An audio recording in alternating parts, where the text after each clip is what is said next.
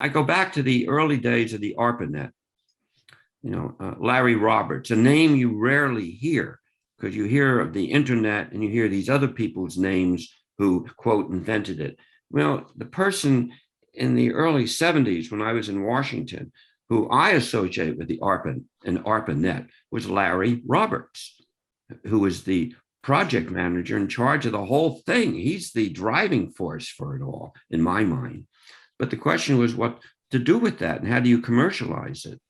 And that was my little role in that history was Dick Bolt of Bolt, Beranek, and Newman, for some reason calls me on the phone. There was a meeting we had, the science community, the national science people, the academics wanted access to the ARPANET, right? But they weren't part of that Defense Department constellation of people.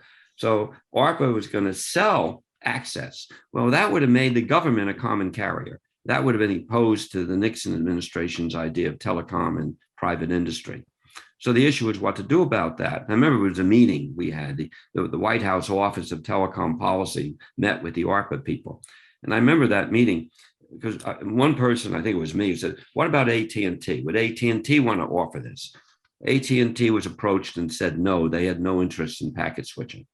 Then I said, what about Bolt, Beranek, and Newman, who are the prime contractor to ARPA for this? Were they asked? Yes, they were asked, and they said no, too. That I couldn't understand. A day or two later, I was on the phone with Dick Bolt, told him the story. He said, Michael, let me get back to you. And a couple of days later, he get back and said, we're starting a new company called Telenet to commercially offer packet switching. That's how Telenet started.